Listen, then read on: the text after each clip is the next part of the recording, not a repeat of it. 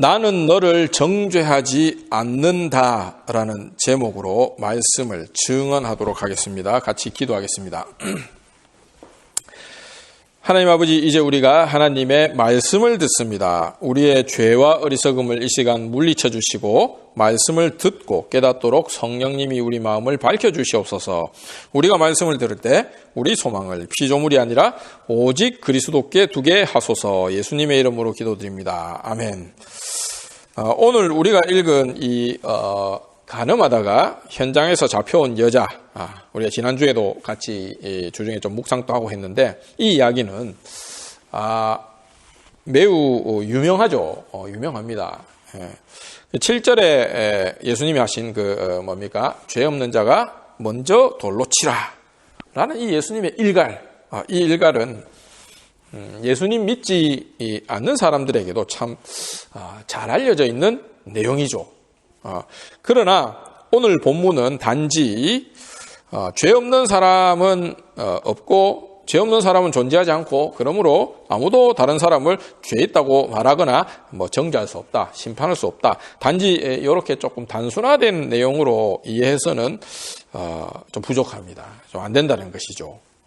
이렇게 이해하는 것은 사람들이 이제 보고 싶은, 사람들이 그렇게 보고 싶은 것만 보는 것일 뿐입니다. 성경의 어떤 부분을 이해하기 위해서 가장 먼저 살펴보아야 하는 것은 뭐라고 했어요? 예전에도 몇 번 말씀드렸지만 뭐라고 했습니까? 그게 있는 본문의 앞뒤로 어떤 내용이 있는가? 이게 이제 가장 기본적인 어떤 확인해야 되는 사항이라고 했죠. 그래서 오늘 우리가 교독한 본문도 그렇습니다. 가늠하다가 현장에서 잡혀온 여자 이야기가 나오기 전에 아까 우리가 교독했던 7장 마지막 부분 우리가 읽었죠. 거기 보면은 뭐라고 되어 있습니까? 대제사장들과 바리새인들은 자기 아랫 사람들을 이제 보냈죠. 왜 보냈습니까? 예수님 잡아오라고 이제 보냈어요. 그런데 이 사람들이 말이죠, 예수님을 잡아오지 않았습니다. 안 잡았단 말이에요. 그래서 이게 왜 안 잡았냐? 이렇게 물으니까 뭐라고 대답했습니까? 아까 7장 46절에 그 사람이 말하는 것처럼 말한 사람은 이때까지 없었나이다, 이렇게 대답을 해요. 이 사람들 보기에도 오히려 너희들보다 더 말씀을 잘 가르치는 것 같은데 무슨 죄가 있는데 우리가 이 사람을 이렇게 죄인처럼 잡아야 되지? 이런 마음이죠, 한편으로는. 그렇지 않겠습니까? 그러니까는 이 사람처럼 이야기하는 사람이 없었다, 이렇게 이야기를 한다는 것이죠.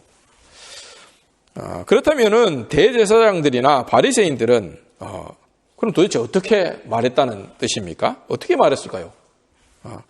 예수님도 또 그 사람들도, 그들도 모두 뭐를 말했습니까? 구약 성경과 모세 율법을 말했습니다. 우리가 복음서 보면은 명확해요.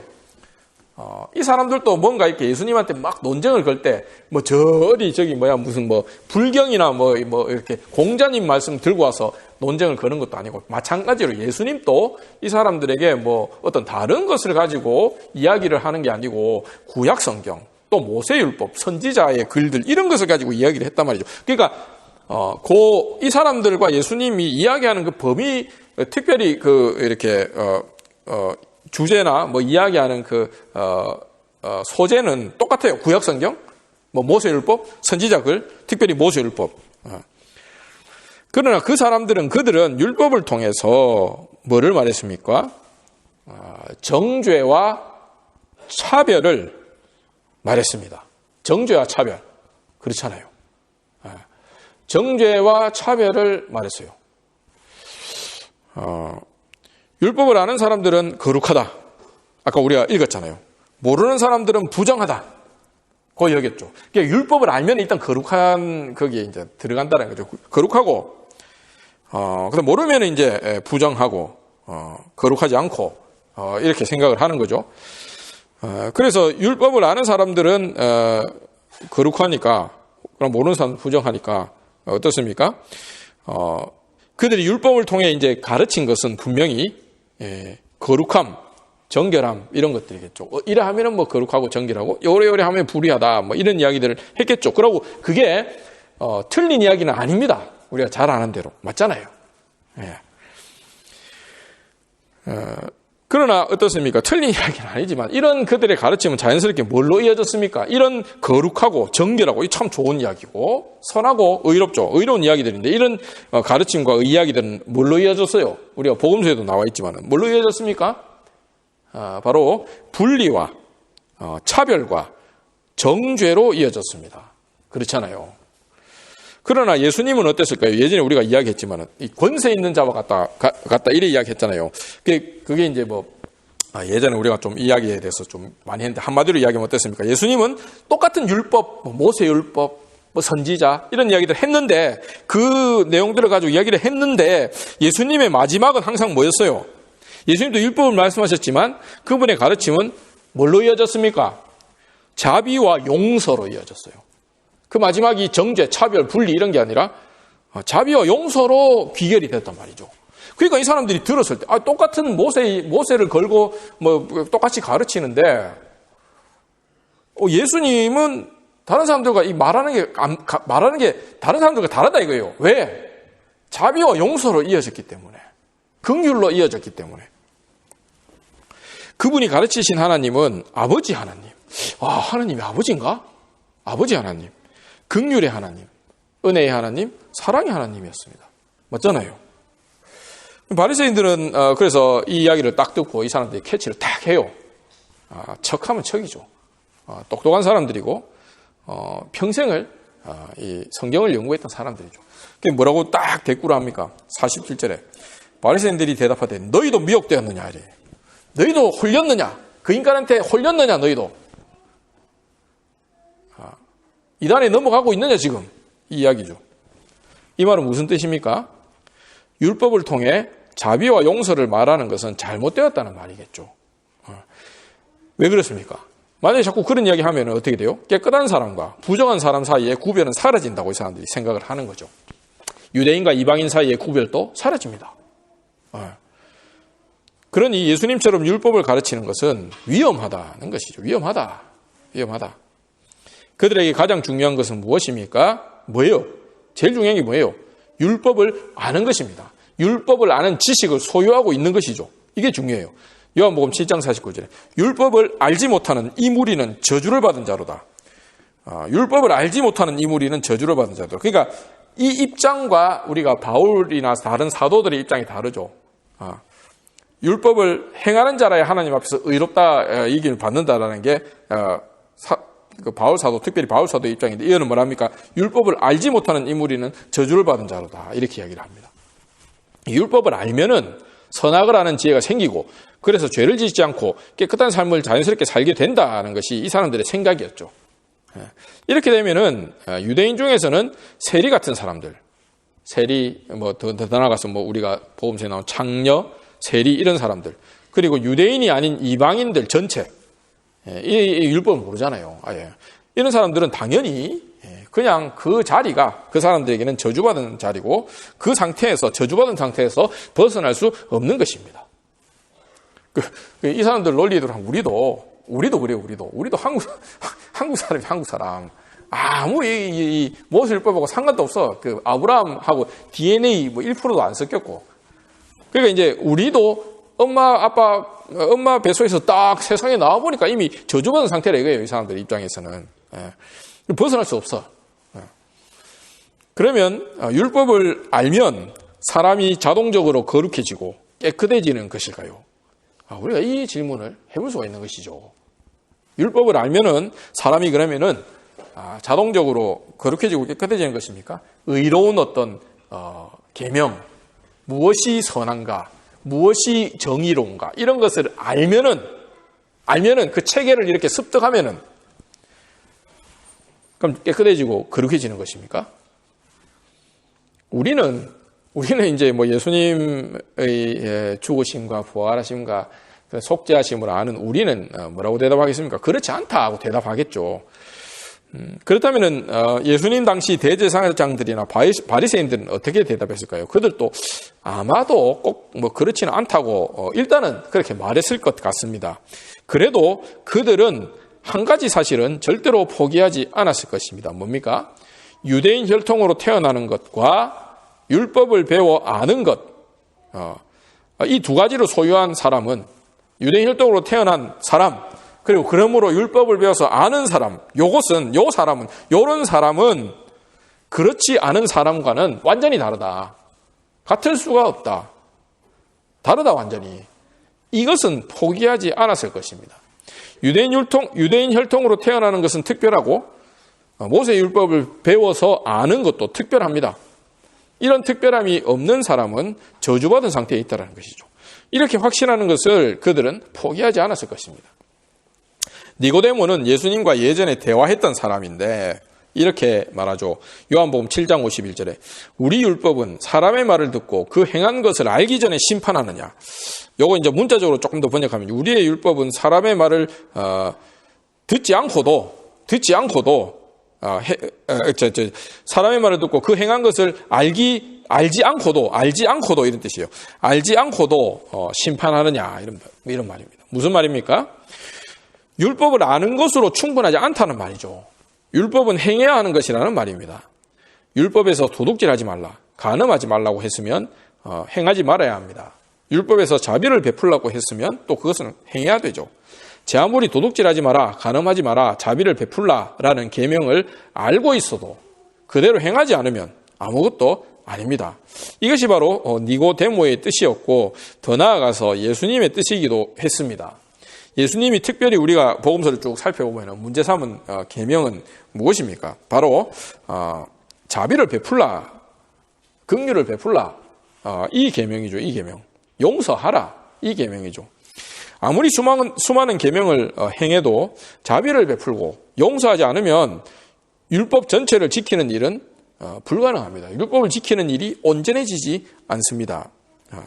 이런 맥락에서 보면 이제 간음하다가 현장에서 잡혀온 여자 이야기가 무엇을 말하고자 하는 것인지 우리는 감을 좀 잡을 수가 있는 것이죠.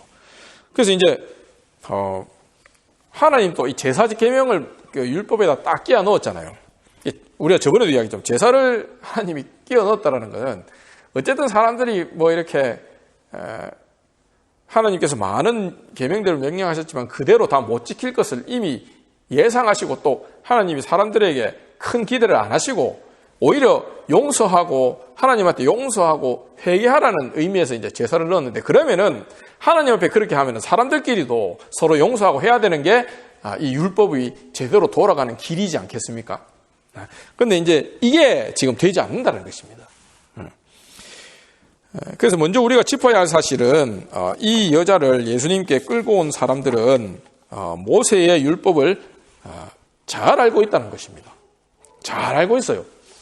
8장 5절에 보면 뭐라 되어 있습니까? 모세는 율법에 이렇게 되어 있죠. 모세는 율법에 이러한 여자를 돌로 치라, 돌을 던져라 라고 명하였거니와 선생은 어떻게 말하겠나이까? 이렇게 질문을 하죠. 굉장히 잘 알고 있다는 소리예요.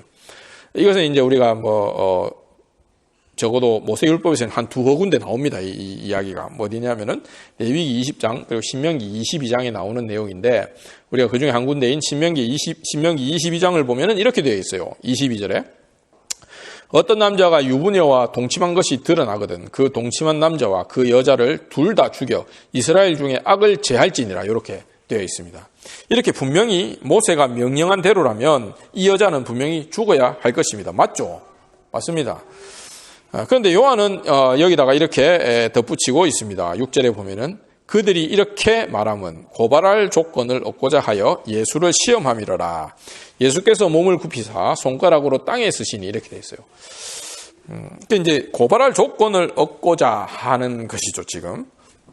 그러니까 어떻습니까? 만약에 예수님이 그래요 맞다 너희 말이 맞다 모세 율법대로 시행하라라고 명령했으면은 그 사람들이 어떻게 했겠습니까?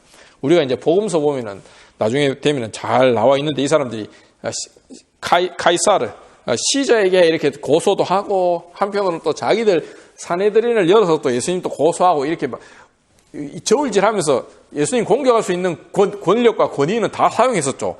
마찬가지로 여기서도 그래 했을 거란 말이에요. 그러니까 어때요? 만약에 모세율법대로 시행하라. 예수님이 그렇게 야 그래 하라. 그래 돌 던져서 죽여버려. 이렇게 했으면은 그들은 예수님을 율법학자로 야 모세의 율법대로 시행하라고 하시는 대단한 율법학자십니다. 이렇게 존경했을까요? 아니죠. 그렇지 않습니다. 예수님을 아마도 로마 법정에 살인죄 혹은 살인교사죄로 고발을 했을 것입니다. 그렇다면은 만약에 예수님이 이제 그 반대로 모세는 그렇게 명령했지만은 그냥 여자를 놔줘라. 뭔 소리야 지금? 우리가 이 로마 제국 밑에서 살고 있는데 우리가 뭐 모세율법대로 그렇게 사람을 처단하는 권력이 없잖아. 권세가 없잖아 지금. 우리 마음대로 어떻게 그래 죽이냐. 안 돼 놔줘. 만약 이랬으면은 이렇게 이야기했다면 그들은 어떻게 했을까요? 예수님을 아유 참 맞습니다. 생명을 사랑하고 참 자비로운 그런 선생님이시군요. 이렇게 하면서 존경했겠습니까? 그렇지 않죠. 예수님을 모세율법을 무시하고 짓밟는 사람, 우리 조상의 대대로 내려오는 이 하나님의 말씀을 똥같이 여기고 땅에 떨어뜨리는 사람. 그러니까 어떻습니까? 이런 사람은 아까 예수님이 뭐하고 있었어요? 성전에서 가르치고 있었는데 성전에서 가르치면 안 된다. 가르칠 자격이 없다. 이렇게 매도하고 정죄했을 것입니다. 이제 성경에 이 사람들이 어떻게 이 논리를 세우고 말을 세우고 정의와 공의를 세워서 다른 사람을 공격하고 짓밟는가 하는 것을 보여줍니다. 항상 이야기하지만 저번에도 말씀드렸지만 사람들 간의 싸움은 선과 악의 대결이 아니에요. 선과 또 다른 선의 대결이지. 그래서 자기가 선이라고 생각하는 것은 선이지만은 상대방이 선이라고 여기는 것은 항상 악으로 정죄하고 나서 상대방에게 내 정의를 가지고 공격을 하죠. 그게 말싸움도 그래 하지만은 전쟁도 그래 합니다.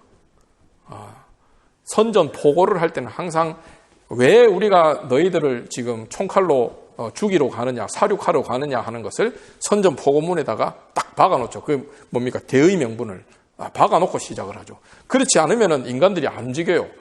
사람들이 살인하거나 공격하지 않습니다. 그래서 항상 내가 죽이고 내가 박해하는 상대방을 나쁜 놈, 악인 이렇게 만들어놔야 내 양심에 거리낌 없이 공격을 할 수가 있게 되는 것이죠. 그래서 복음서는 온통 그런 이야기예요.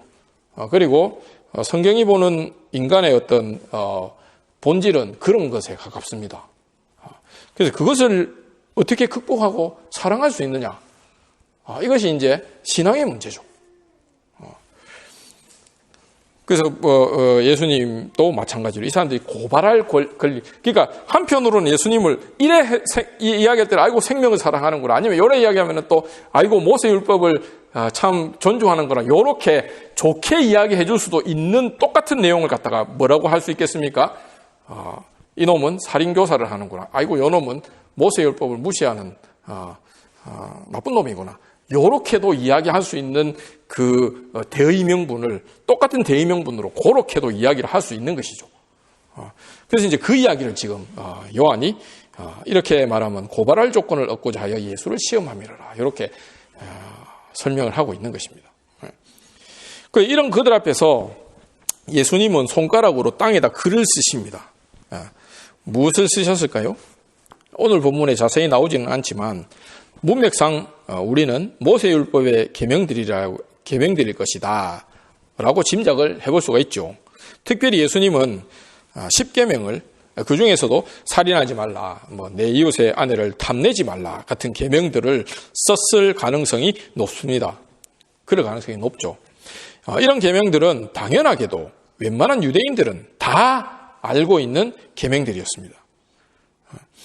여자를 예수님 앞에 끌고 온 사람들은 말할 필요도 없죠. 너무나 이거는 잘 알고 이렇게 태어나서 눈 뜨고 철 들고 말할 때부터 달달달달 외우고 머리에 항상 기억했던 그런 계명들이 있거란 말이죠. 말할 필요가 없습니다. 이 사람들 역시도. 십계명뿐 아니라 모세가 명령한 모든 계명을 그들은 다 알고 외우고 있었을 것입니다. 더 나아가서 그뿐만 아니라 모세의 직접적인 1차 자료뿐만 아니라 어떻습니까? 그 계명들에 대해서 누대의 그 랍비들이 조상 대대로 내려오는 그 랍비들이 어떻습니까?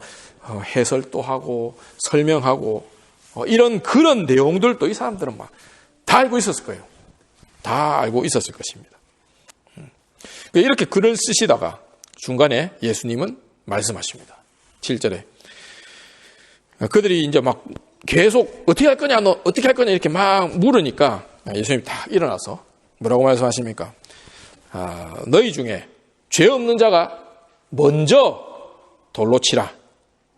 이렇게 이야기하세요.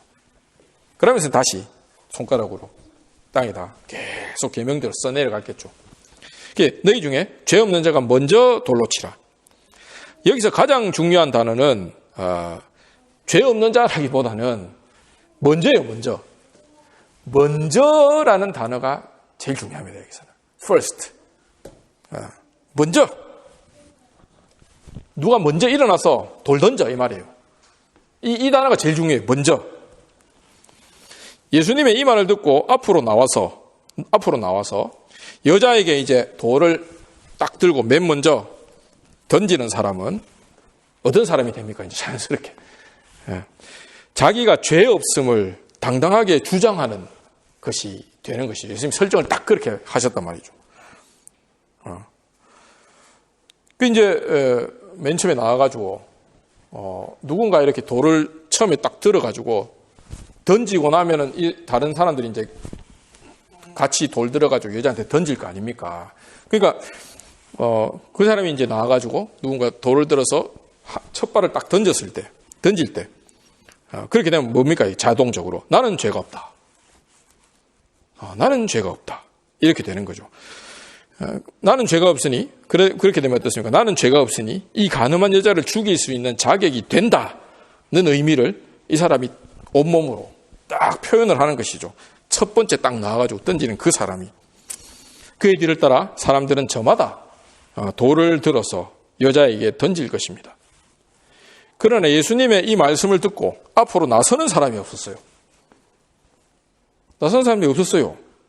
예수님의 말씀에 따르자면 여자에게 돌을 던지는 자리로 나서기 위해서는 먼저 무슨 자리를 통과해야 됩니까? 무슨 자리를 통과해야 돼요? 내가 여자한테 이제 이 가늠한 여자 이거 내가 이제 드디어 정의 구현한다 이러면서 돌 들고 이 여자한테 던지기 딱 직전 던지는 자리로 딱 나가는 그까지 딱 이르려면은 뭐를 통과해야 돼? 죄 없는 자리, 무죄한 자리, 죄를 짓지 않은 사람의 자리, 이 자리를 반드시 통과해야 되죠. 그 자리를 통과하고 나서야 이제 그 여자를 때려 죽이는 자리로 갈 수 있는데, 그렇게 지금 이야기가 이래 되어버렸잖아요. 율법에 따르면 이제 사람이 죄가 있나 없나를 궁극적으로 판단하는 분은 누구입니까? 당연히 하나님이죠. 모세한테 율법을 주신 그 하나님이 최종적으로는 사람에게 죄가 있나 없나를 마음까지 감찰하시는 바로 그 하나님이 판단하지 않습니까? 당연히 하나님입니다. 그러므로 이 여자에게 돌을 던지기 위해서는 하나님 앞으로 나서서 내가 죄가 없습니다 라고 받는 셈이 되는 것이죠. 확인을 받아야 합니다. 돌을 맨 처음에 던지려고 결심한 사람이 진짜로 죄가 없다면 아무 문제 없죠. 문제 없습니다. 네, 진짜 죄가 없어요, 하나님. 하나님 떳떳합니다, 제가. 그럼 아무 문제 없죠. 그러나 그가 죄가 있는 사람이라면 여자에게 돌을 던지기 위해 돌을 집어드는 순간 그는 10계명의 제9계명인 내 이웃에 대하여 거짓 증언하지 말라라는 이 계명을 범하게 되죠. 그렇지 않습니까? 내가 죄가 없는데 돌을 딱 집어들었습니다. 나는 죄가 있으면서도 죄가 없다고 이렇게 하나님을 속이고 다른 사람을 속이는 거잖아요. 그러니까 이게 제9계명을 그 자리에서 범하는 거죠. 하나님이 딱 보고 있는데 그걸 딱 범하는 지금 셈이 되는 거지 않습니까? 네. 이것은 신명기 이제 우리가 아까 신명기 22장에 이제 가늠한 남자와 여자를 죽이라는 이 계명을 이야기하는 이 내용 이전에 이제 19장에 보면은 좀 앞에 보면은 이게 나오는데 이 19장에 따르면은 신명기 19장에 따르면 어떤 벌을 받을까요? 좀 길지만 제가 한번 읽어보겠습니다. 16절부터 만일 위증하는 자가 거짓 증언하는 자예요. 위증하는 자가 있어 어떤 사람이 악을 행하였다고 말하면 그 논쟁하는 쌍방이 같이 하나님 앞에 나아가 그 당시의 제사장과 재판장 앞에 설 것이요. 재판장은 자세히 조사하여 그 증인이 거짓 증거하여 그 형제를 거짓으로 모함한 것이 판명되면 그가 그의 형제에게 행하려고 꾀한 그대로 그에게 행하여 너희 중에서 악을 제하라 이래 되어 있어요. 아까 이야기한 대로 22절은 그 동침한 남자와 여자를 둘 다 죽여 이스라엘 중에서 악을 제하라 이래 되어 있죠. 요도 똑같은 너희 중에서 악을 제하라. 똑같은 거. 그러니까 지금 예수님이 이야기하는 것과 이 신명기 이 내용이 완전히 똑같지는 않지만 어쨌든 예수님이 하신 말씀 때문에 나는 죄가 없으니 돌을 이 여자에게 던질 수 있다라는 말이 나중에 거짓 증언으로 밝혀지면은 이 돌을 던지려는 그 사람이 돌을 맞게 되는 구도가 지금 만들어진 것입니다. 똑같이 하라 했으니까. 맞잖아요. 이런 구도가 떡 되어버렸단 말이죠. 그런데 이 여자를 예수님 앞에 끌고 온 사람들 중에 과연 죄가 전혀 없는 사람이 있었을까요? 예수님이 땅에다 쓰신 계명들을 흠없이 완벽하게 지켰다고 자신할 수 있는 사람이 있었을까요? 없었을 것입니다. 없었을 것입니다. 어떻게 우리가 알 수 있습니까? 하나님이 모세의 율법 안에다 제사 계명을 포함시켰잖아요. 만약에 사람이 하나님 말씀 딱 듣고 오케이 하나님 제가 다 들었습니다. 이제부터 제가 완벽하게 이 계명들을 어기지 않고 다 행할 수 있는 능력이 있고 지혜가 있고 저에게 힘이 있습니다 하면서 그 이야기 딱 듣자마자 사람들이 쫙 완벽하게 그 계명들을 실천했으면 제사 계명이 필요가 없겠죠. 저번에도 말씀드렸지만.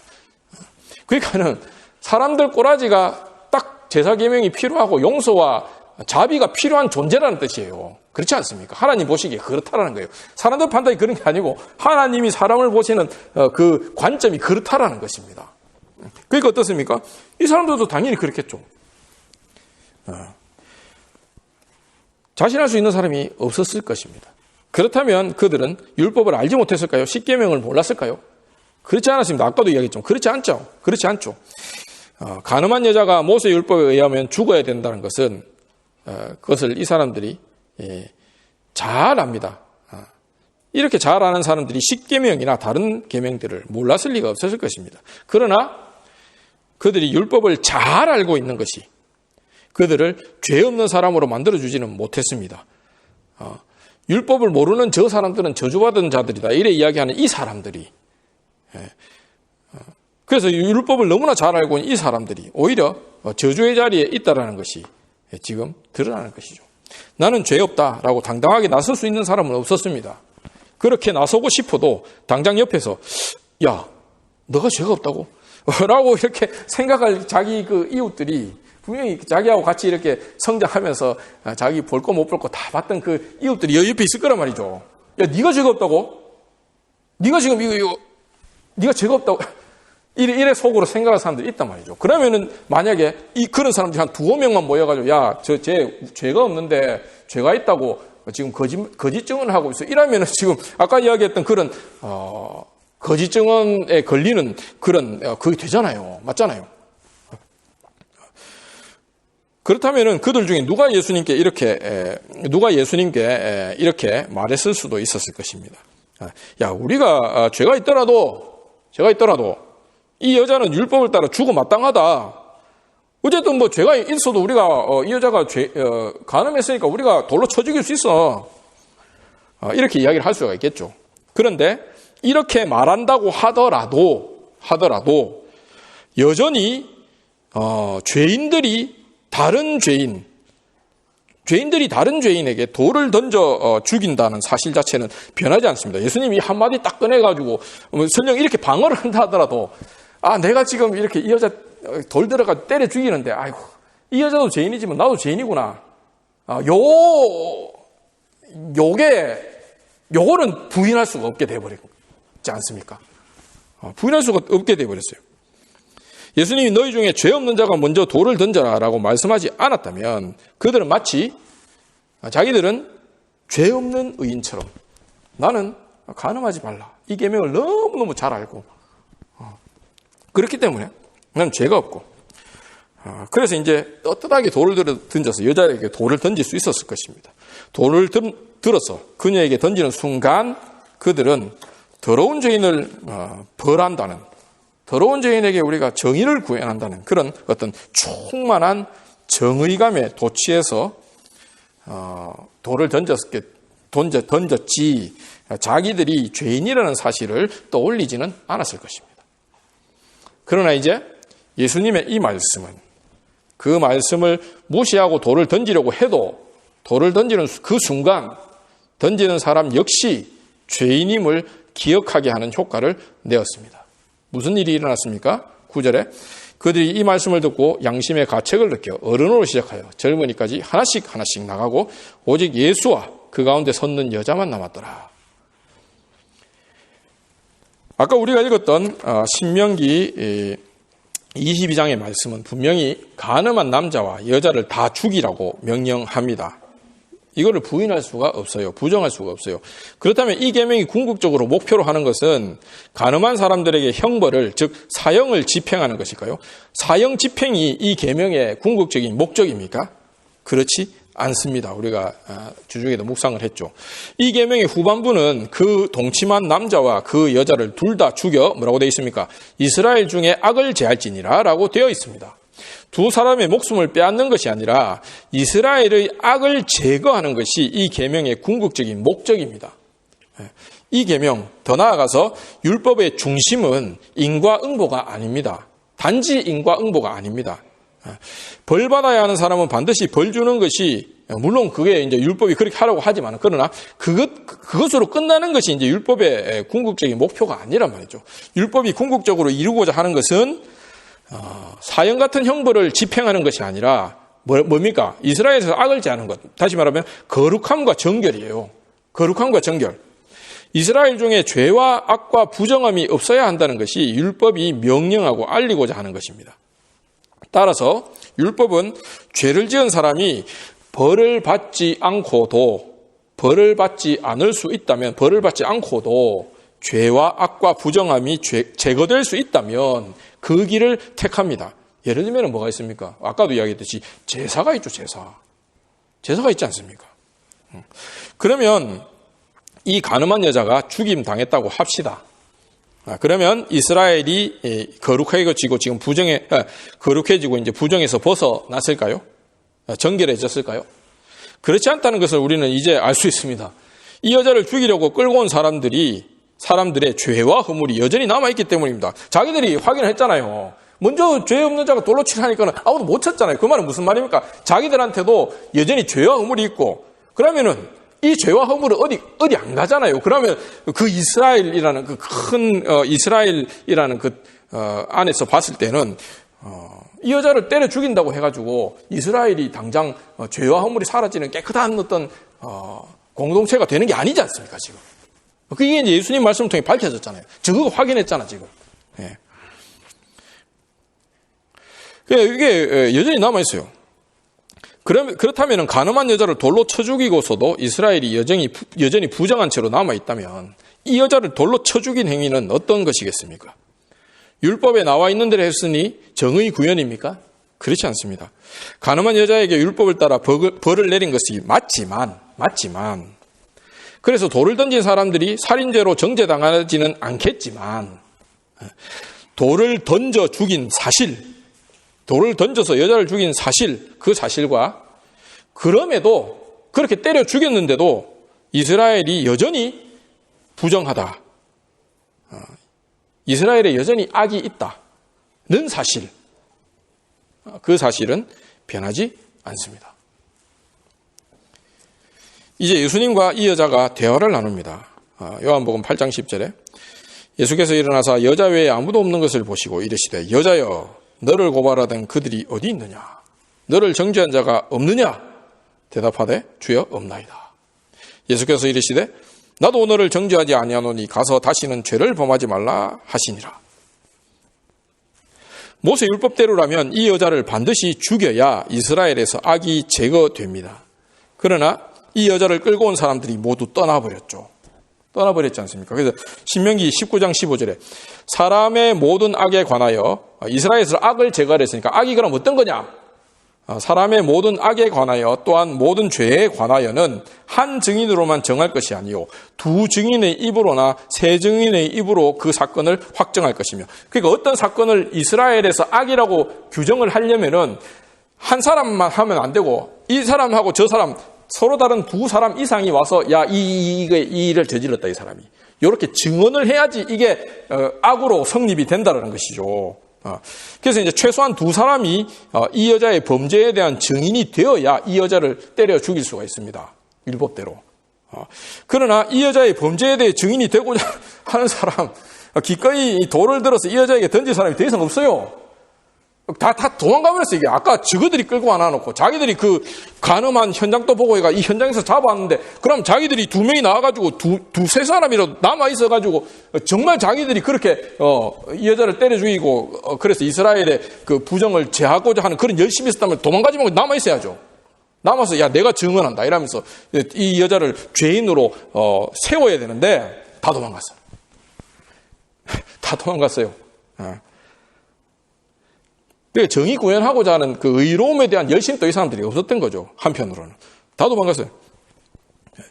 그리고 예수님도 돌을 들어 이 여자에게 던질 사람이, 예수님도 이제 그녀의 죄에 대해서 증인이 되시지 않겠다고 말씀하시죠.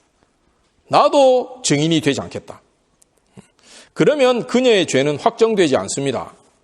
예를 들면 예수님이, 야, 너 그 조금만 기다리고 있어라. 이 친구도 다 가버렸는데 내가 2명만 더 불러올게. 2명 내가 더 불러와가지고 그때 아까 너 그 간음하던 거 보던 그 사람 딱 2명만 더 불러올게. 2명 더 불러오면은 내가 너를 이제 정당하게 죽일 수 있어. 모세 율법대로 내가 처단할 수 있어. 이렇게 하지 않으시고 자기도 그 사람의 죄에 대한 증인이 되지 않겠다고 말씀하세요. 그러면 그녀의 죄는 확정되지 않습니다. 죄인으로 확정되지가 않는단 말이죠, 이 여자가. 그래서 예수님은 그녀를 보내실 수 있습니다. 그렇다고 해서 그녀가 간음한 사실 자체가 없어진 것은 아니죠. 그렇지 않습니까? 그래서 예수님 또 그녀에게 가서는 다시는 죄를 범하지 말라고 딱 확인하는 말씀을 하시는 것입니다. 우리는 여기서 무엇을 알 수 있습니까? 율법을 아는 것 자체가 사람을 의롭게 해주지는 않는다는 사실이죠. 율법을 아는 것과 죄와 허물이 없는 것은 별개의 문제입니다.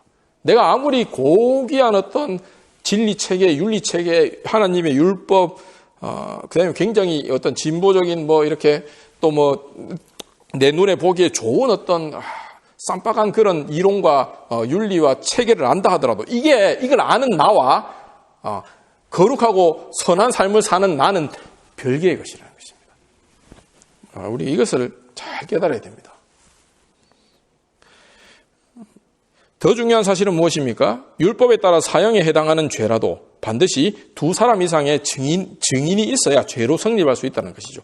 이 사실은 굉장히 의미심장합니다. 만약에 거짓 증인이 두 사람만 나서면 무죄한 사람도 죄인으로 만들어 죽일 수 있습니다. 다른 한편으로는 범죄를 저지른 사람의 범죄를 목격한 사람들이 알면서도 증인으로 나서지 않는다면, 그래서 두 사람 이상의 증인이 나오지 않는다면, 그들이 입을 다물어 버린다면 범죄를 저지른 사람은 벌을 받지 않을 수도 있다는 사실이죠. 이게 모세율법에만 유효한 게 아니라 지금 우리 법 체계도 사실은 이거하고 다르지 않지 않습니까? 증인이 있어야 돼요. 증인 선서하고 위증의 죄를 벌을 받겠다고 선서하고 증언을 하잖아요. 요즘도 그렇잖아요. 그래서 이 양면이 다 있다는 것이죠. 이 양면이 다 있습니다.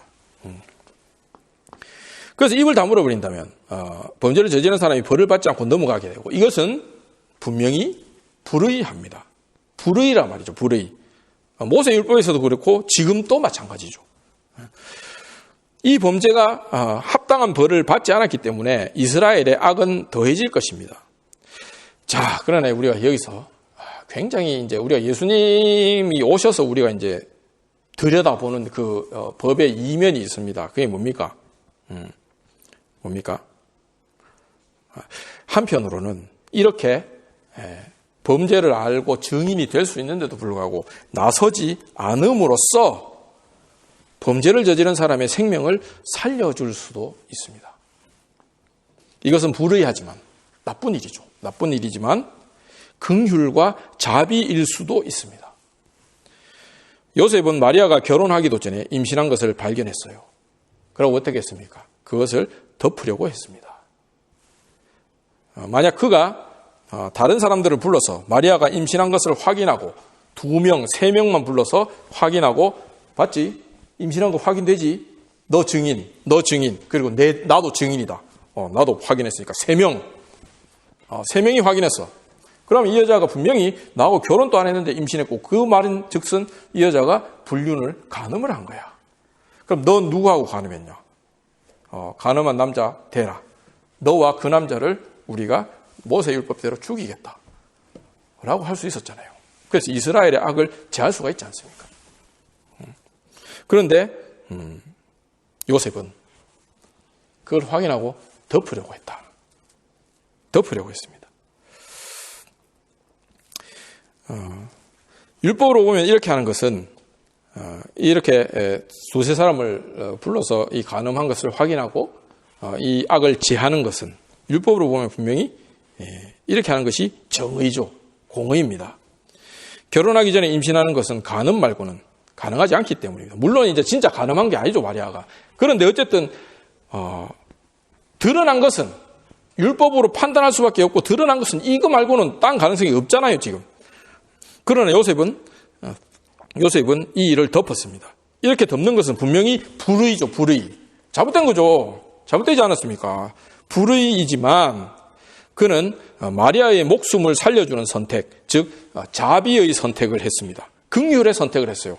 그렇게 마리아의 죄를 자기에게 돌렸습니다. 그러니까 자기가 불의한 사람이 되면서 이 여자를 살려준 거잖아요. 이게 하나님 앞에서는 나쁜 짓을 한 거죠. 그런데 그것을 감수하면서도 이 여자를 살려준 거지 않습니까? 그래서 이 마리아의 죄를 어떻게 보면 자기한테 담당한 거죠. 담당시킨 거죠. 자기가 둘러맨 거죠. 마리아의 범죄를 덮었기 때문에 그는 율법을 따라서는 불의를 행한 사람이 되고 말았습니다. 맞잖아요. 알면은 그 증인 불러가 다 세워가지고 정의를 구현해야지. 왜 그걸 덮습니까? 이게 나쁜 짓 했잖아. 그런데 자기가 율법에 의해서 정죄당하는 그 자리에 들어감으로써 이 사람은 어떻게 했습니까? 이 마리아를 살렸잖아요. 이게 율법의 이면이에요, 이면. 그 여자를 끌고 온 사람들은 분명히 이 여자가 간음한 현장에서 잡혔다는 증언을 하고 그냥 떠났습니다. 그러므로 예수님은 그들의 증언을 받아서 다른 몇 사람을 불러서 아까 말씀드린 대로 그녀의 죄를 확정하고 그녀를 죽이는 선택을 했을 수도 있습니다. 아니 이렇게 선택하는 것이 오히려 율법의 정의를 이루는 것이라고 볼 수도 있죠.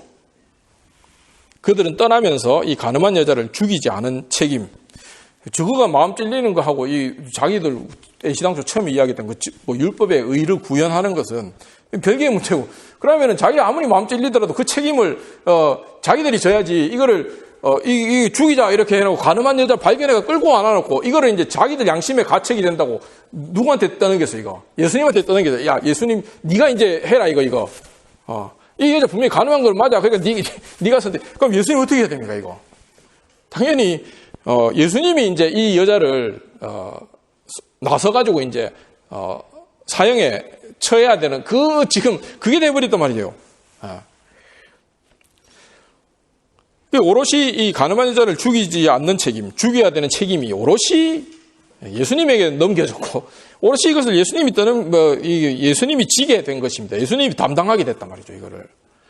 그러나 예수님은 이스라엘의 악을 제거하지 않은 불의를, 이 불의잖아요, 불의. 이 불의를 누구한테 얹었어요? 지금 자기한테 얹은 거잖아요. 하나님 앞에서 분명히 나쁜 짓 한 거잖아요, 이거. 이 간음했는데 이게 어떻게 보면 덮었잖아요. 그러니까 근데 그렇다고 해가 그 불의가 없어지는 건 아니지. 그냥 없어지잖아요. 그 잘못은 누가 져야 되고 그 책임을 져야 됩니다. 그럼 누가 졌습니까? 그럼 예수님 자기가 진 거죠. 자기에게 어찌시고 이 여자에게는 긍휼을 베푸셨습니다. 예수님이 모세율법을 무시하고 그냥 막 용서하신 것이 아닙니다. 이게 우리가 이제 현대인들은 눈으로 보면 이 모세율법이 별거 아니고 우리한테는 뭐 해당도 안 되기 때문에 쉽게 이렇게 그래 예수님이 그래 어차피 좋은 게 좋은 거고 사람 죽이는 것보다 용서해 주는 게 좋고 그래서 용서해 줬다 이래 생각하면 안 됩니다. 그런 지금 불의가 아니에요 이게. 예수님은 어떻게 했습니까? 이 여자에게 긍휼을 베풀므로써 이 여자의 불의를 누구에게 얹었어요? 자기한테 얹었단 말이에요. 자기한테. 돌에 맞아 죽는 죄를 그 벌을 자기한테 얹었단 말이에요. 자기한테. 나중에 예수님이 행하셨던 이 모든 용서와 치유는 십자가라는 거대한 나중에 빈 문서로 예수님께 돌아옵니다. 예수님은 이 모든 죄와 허물과 더러움이라는 빚을 지시고 십자가에서 죽으셨습니다.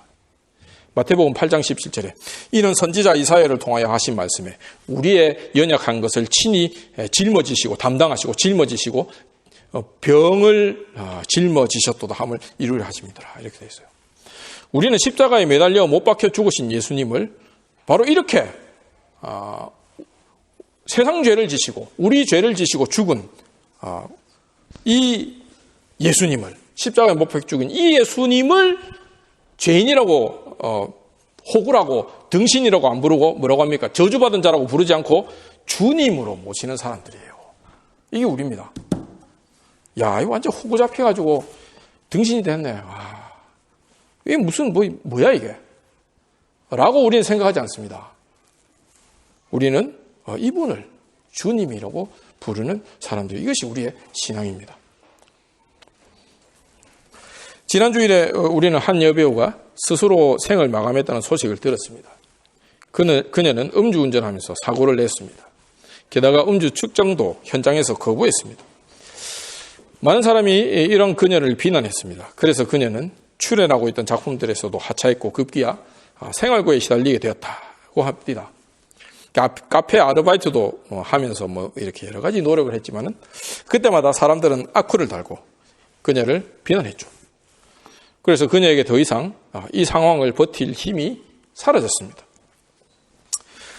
물론 그녀는 큰 잘못을 저지른 것이 맞습니다. 그리고 그녀가 스스로 생을 마감한 것은 그것보다 더 큰 잘못이죠. 그러나 그녀가 수많은 사람에게 지금까지 돌을 맞았어야 했을까요? 그녀는 법을 어긴 대가를 벌금 등의 여러 방식으로 치렀습니다. 그런데도 사람들은 그녀에게 계속 돌을 던졌죠. 돌을 던지면서 사람들은 무엇을 확인합니까? 무엇을 확인합니까? 자기는 정의롭다는 정의감이에요. 음주운전은 범죄라는 계명을 잘 알고 있고 그 계명을 그 율법을 잘 알고 또 그 계명을 어긴 사람을 정죄하는 이 나의 의로움을 확인하는 쾌감입니다. 무엇이 옳은지 알고 선악을 판단하는 것은 꼭 필요하죠.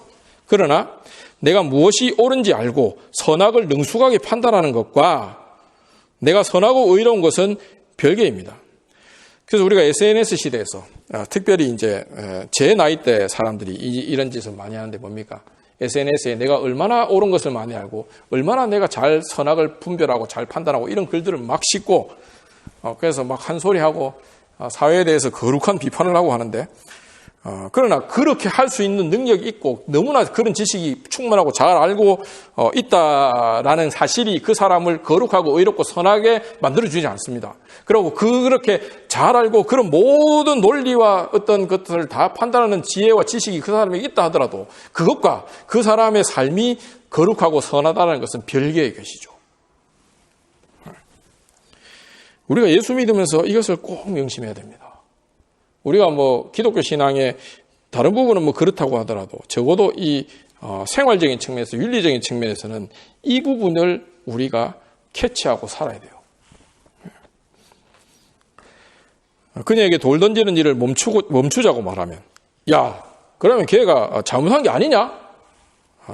넌 말이 잘못하지 않았냐? 그거 따집니다. 당연히 음주운전한 것은 범죄입니다.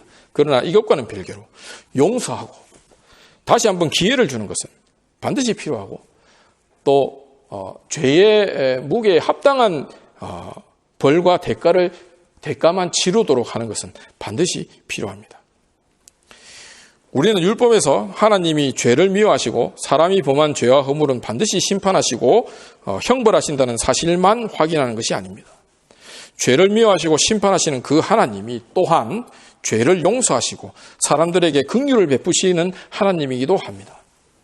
하나님이 죄를 죄라고 정죄하시고 심판하시기 때문에 하나님이 또 용서하십니다. 하나님은 반드시 죄를 심판하시고 벌 주셔야 하므로 죄를 용서하시고 긍휼을 베푸시기 위해서는 하나님이 자기가 직접 그 값을 치르셔야 합니다. 이스라엘은 양과 염소 같은 짐승의 생명을 드리는 그 제사를 보고서 하나님이 자기 피를 값으로 치르실 것을 미리 알 수 있었습니다.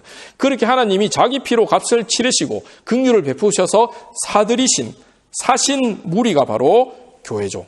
사도행전 20장 28절에 여러분은 자기를 위하여 또는 온 양떼를 위하여 삼가라. 성령이 그들 가운데 여러분을 감독자로 삼고 뭐라고 되어 있습니까?